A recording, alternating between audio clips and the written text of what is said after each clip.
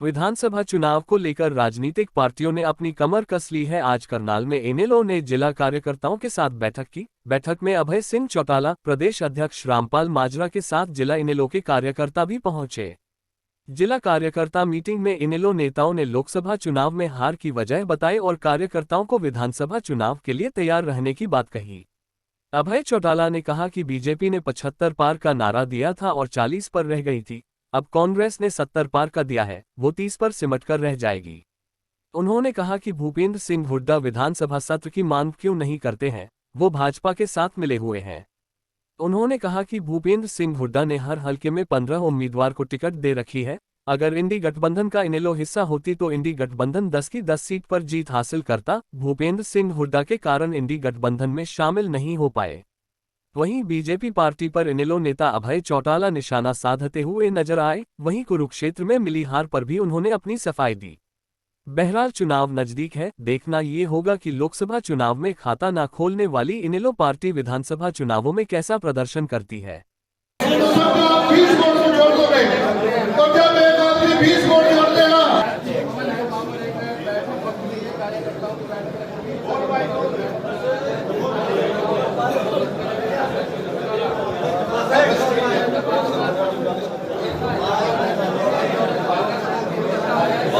धन्यवाद।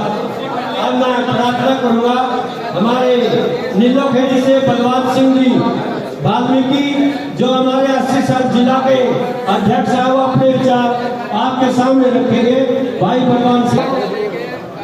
Indian national Lokdal के प्रधान महासचिव चौधरी अभय सिंह चौटाला जी, हमारी पार्टी के प्रदेश अध्यक्ष चौधरी रामपाल माजरा जी, हमारे जिला के अध्यक्ष श्री अश्विनी राणा जी, सभी का नाम लोगों तो बहुत समय लगेगा और दृढ़ विश्वास रखने वाले कार्यकर्ता मेरे साथियों, मैं आप लोगों से प्रार्थना करूंगा ज्यादा न बोलते हुए, आने वाला विधानसभा चुनाव है जो 2 महीने का समय है, अपने अपने गांव में ही अगर अपने गांव में अपना अपना काम कर लोगे ना तो सारा काम अपनी पार्टी एकदम तूफान की तरह उठेगी।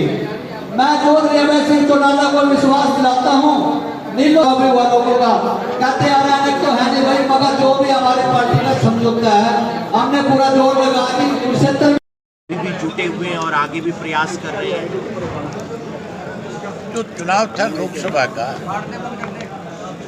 उस चुनाव में कोई कांग्रेस के पक्ष में वोट नहीं डला। लोग भाजपा को तो हर हालत में सत्ता से पार करना चाहते थे,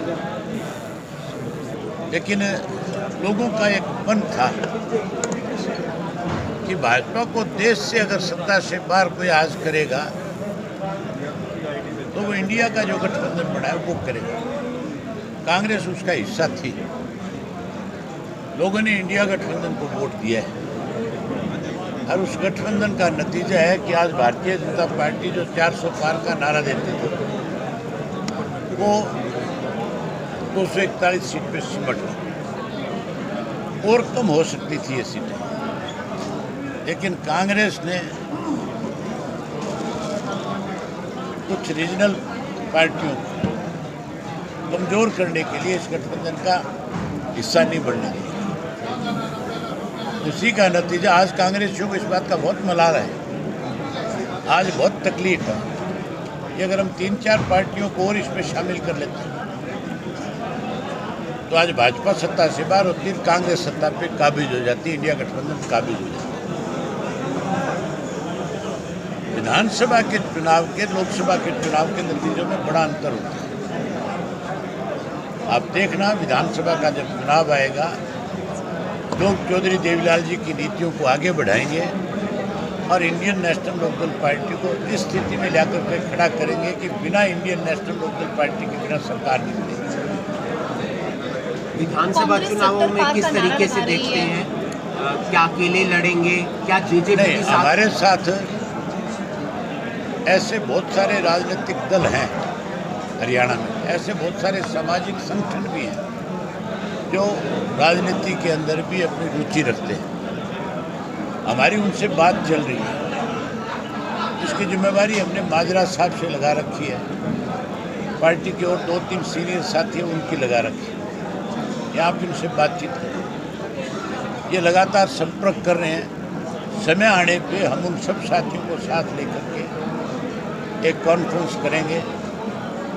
उसके माध्यम से पूरे प्रदेश के लोगों में एक मैसेज देंगे कि हम सब मिलकर के भाजपा को और कांग्रेस को दोनों को सत्ता से पार करें। कांग्रेस 70 पार का नारा दे रही है इस बार। कांग्रेस 70 पार का नारा दे रही है। बीजेपी ने 75 पार का दिया था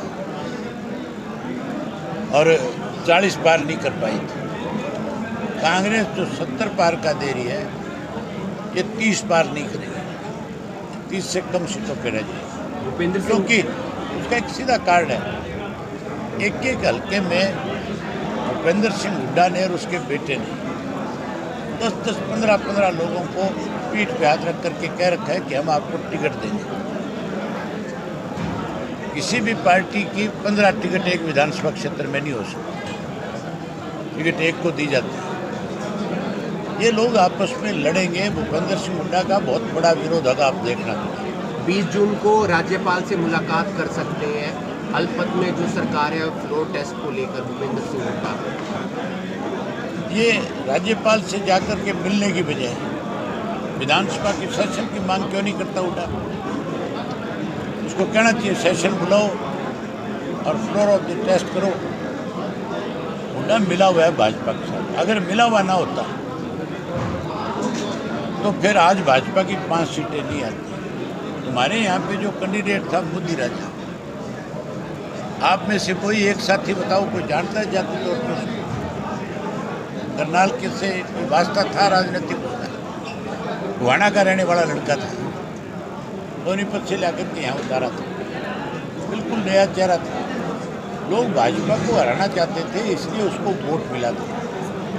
हुड्डा ने तो मदद करने में कोई कसर नहीं छोड़ी मनोहर लाल की। इस तरह का उम्मीदवार उतार के साफ तौर पे संदेश दे दिया था कि मनोहर लाल खट्टर जीतेगा। पहले आम चर्चा थी कि मनोहर लाल खट्टर हारेगा। नैतिक आधार पे भूपेंद्र सिंह हुड्डा नैतिक आधार पर सैनी का इस्तीफा मांग रहे हैं। भूपेंद्र सिंह हुड्डा नैतिक आधार पर नायब सिंह सैनी का इस्तीफा मांग रहे हैं।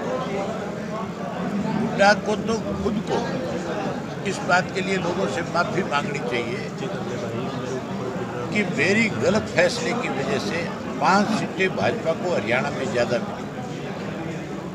ये हुड्डा की मेहरबानी है जो भाजपा 5 सीटों पे जीती है, एक पे भी नहीं जीती।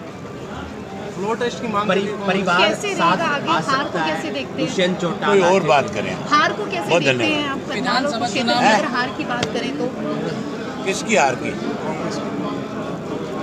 आईएनएलडी की। आईएनएलडी ने कभी भी चुनाव जो जीत और हार के लिए नहीं लड़ा। हमने लोगों की लड़ाई